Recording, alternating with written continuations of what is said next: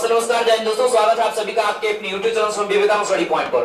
तो ऑफलाइन के साथ साथ ऑनलाइन वाले स्टूडेंट ध्यान देंगे, जो आपके पास डेटा है बहुपद और बहुपद की डेफिनेशन सभी लोग जान लीजिए कि एक चर वाले बीजीय व्यंजक जिनका अधिकतम घातों की संख्या धनात्मक पूर्णांक होती है, उसे क्या कहते हैं? बहुपद कहते हैं, बहुपद कहते हैं। उठाकर डेटा देखेंगे, आपके सिलेबस में दिया हुआ होगा ऑलरेडी, 9th क्लास में सिलेबस है आपका। तो इसमें बहुपद के प्रकार कई हैं, लेकिन मुख्य जो है 4 दिया हुआ इसमें, जिसमें दिया है शून्य बहुपद। क्या दिया है? शून्य बहुपद। शून्य बहुपद का ही दूसरा नाम क्या होता है? अचर बहुपद। क्या होता है भाई? अचर बहुपद की बात करते हैं, अचर बहुपद की बात करते हैं। साथ साथ याद रखेंगे जो नंबर 2 दिया होगा, उठा के देखिएगा, रैखिक बहुपद दिया होगा। कौन सा बहुपद दिया होगा? रैखिक बहुपद, रैखिक बहुपद, रैखिक बहुपद। नंबर 3 उठाकर देखेंगे, दिया होगा कौन सा बहुपद भाई? द्विघात बहुपद। कौन सा बहुपद? द्विघात बहुपद, द्विघात बहुपद, द्विघात बहुपद।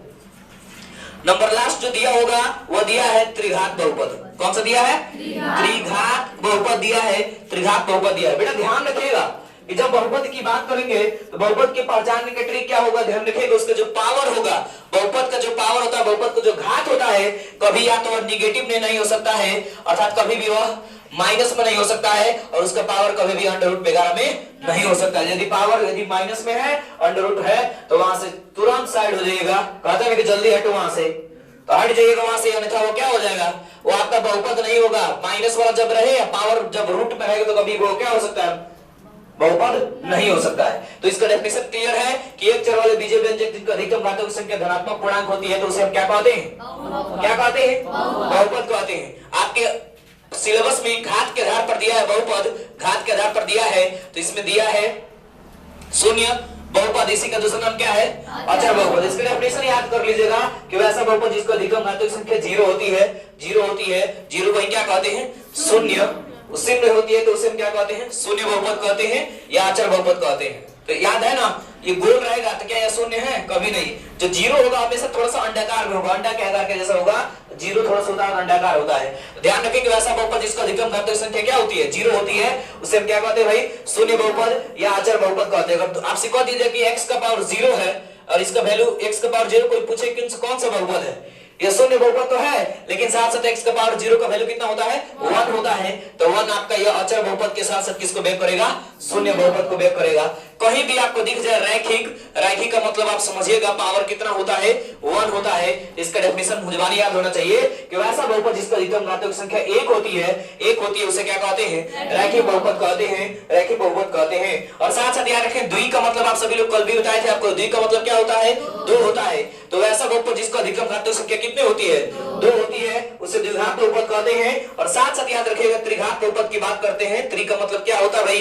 3 होता है। तो वैसा बहुपद जिसका अधिकतम घातों की संख्या 3 होती है, उसे त्रिघात बहुपद कहते हैं, त्रिघात बहुपद कहते हैं। ध्यान रखिएगा। अब इसके व्यापक रूप पे आ जाते हैं। व्यापक रूप पे कहीं कहीं व्यापक रूप मिलता है, कहीं कहीं पर मानक रूप भी देखने को मिल जाता है। तो आइए उसको भी सीख लेते हैं कि बहुपद का जो बहुपद है, बहुपद के विभिन्न प्रकार हैं, तो उसमें आप क्लियर कर लीजिएगा। समझते हैं जो टॉपिक आपके पास है। रैखिक बहुपद का व्यापक रूप कल सिखाए थे आपको। होता है क्या कि ax प्लस b, जहां b बराबर क्या होता है? जहां b बराबर क्या होता है? अचर पद होता है। b बराबर क्या होता है? अचर पद होता है। और जो अचर पद तो होता है, साथ साथ a और b क्या हो सकती हैं? सॉरी, a का मान कभी भी 0 के बराबर नहीं हो सकता है। किसमें? रैखिक बहुपद में। इतना ध्यान रखिएगा। द्विघात बहुपद का व्यापक रूप मैंने बोला था आपको लिखने के लिए। तो वैसे बहुपद जिसका अधिकतम घातों की संख्या 2 होती है, तो उसे क्या कहते हैं बेटा? द्विघात बहुपद कहते हैं, द्विघात बहुपद कहते हैं, द्विघात बहुपद कहते हैं। साथ साथ ध्यान रखेंगे द्विघात बहुपद का जो व्यापक रूप उठाकर पढ़िएगा तो आपके सिलेबस में मिल जाएगा। देख लीजिए किताब में कि ये दिया होगा कितना? ये दिया है ax² plus bx plus c, जहां c क्या होता है भाई? अचर पद होता है, अचर पद होता है, अचर पद होता है। और साथ साथ यहाँ पर ए बी का जो मान होगा भी 0 के बराबर नहीं हो सकता है, ध्यान रखेंगे। और ए बी सी तीनों क्या होती हैं? तो ए बी सी तीनों यहाँ पर वास्तविक संख्या हो सकती है, ध्यान रखिएगा इस बात को। तो 2 घात वाले वैसे बहुपद जिसका अधिकतम घातों की संख्या 2 होती है, उसे क्या कहते हैं? द्विघात बहुपद कहते हैं। और याद रखिएगा त्रिघात बहुपद को उठाकर देखिएगा, त्रिघात बहुपद कहता है क्या है कि वैसा बहुपद जिसका अधिकतम घातों की संख्या 3 होती है, तो उसे क्या कहते हैं भाई? त्रिघात बहुपद कहते हैं, त्रिघात बहुपद कहते हैं। त्रिघात बहुपद का व्यापक रूप ax³ प्लस होता है bx² प्लस होता है cx प्लस होता है d, जहां d क्या होता है, अचर पद होता है, अचर पद होता है, अचर पद होता है। अगर आपसे कोई प्रश्न कर देगा कि बताइए अचर पद किसे कहते हैं, तो क्या जवाब दीजिएगा? वैसा पद जिसका मान निश्चित नहीं होता है, सॉरी निश्चित होता है, जिसका मान कभी बदलता नहीं है, वो क्या होगा? अचर। कहता है अचर, नाचर, नाचर। गाय की, मान लीजिए काऊ है, गाय है, उसके खूंटा से बांध दीजिए गाय को, नाचर, उसके मुंह में जावे लगा, चरेगी? नहीं चरेगी ना।